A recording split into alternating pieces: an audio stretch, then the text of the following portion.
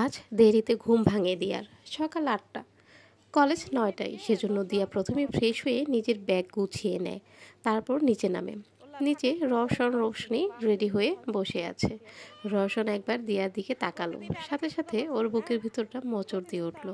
দিয়ার চোখ মুখ ফুলে গেছে কান্নার জন্য, চোখের নিচটা কালো হয়ে গেছে। হয়তো রাতে ঠিকঠাক ঘুমও হয়নি। তবু নিজেকে সংযত করে উঠে গেল রওশন। রওশনই বলে উঠল, কোথায় যাচ্ছ ভাইয়া? আমাদের নিয়ে যাবে না? তোরা বড় হয়েছিস রওশনি, একা একা পথ চলতে শেখ।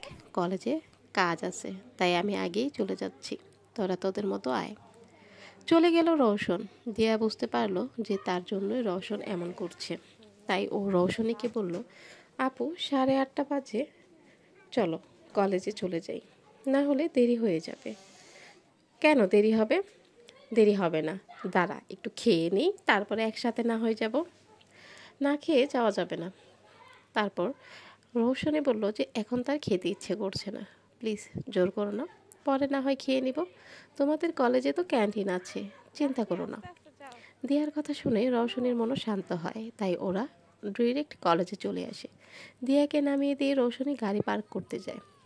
পিচ্ছি ভাবি তুমি, দাঁড়াও আমি গাড়ি রেখে আসি। কোথাও যেও না, ঠিক আছে? ঠিক আছে আপু। রোদ থেকে সরে দিয়ে একটু গাছের ছায়া নিচে দাঁড়ায়। আপাতত এখানে কেউ নেই, কিন্তু মিনিট পাঁচেকের মধ্যেই প্রায় 10 জন এসে হাজির। 4টা মেয়ে 6টা ছেলে। ওদের দেখেই বোঝা যাচ্ছে যে ওরা বড়লোকের বকে যাওয়া ছেলে মেয়ে। পরনে জিন্স প্যান্ট গেঞ্জি। ছেলে মেয়ে উভয়েই ভ্রু কাটা, আর ভ্রু উপর ছোট্ট রিং জাতীয় কিছু ঝুলছে। ছেলেগুলো গালে সিগারেট আর মেয়েগুলোর হাতে দেশলাই। একটা ছেলে বলে উঠল, কি নতুন নাকি? জি ভাইয়া। নাম কি? দিয়ামণি। ওনার নাম বলতে মানা করেছিলেন উনি? রওশন। তোমার ওড়নাটা দাও। কি? অবাক হয়ে আমি বললাম। বলছি তোমার ওড়নাটা দাও, আজ ওড়না ছাড়াই কলেজে ঘুরবে, এটা জার্গিং না। তোর এত বড় সাহস সিনিয়রদের মুখের উপর না বলিস? শিমলা, ওড়নাটা কেড়ে নে তো। একটা মেয়ে এসে ওড়নাটা টান দিয়ে কেড়ে নিল।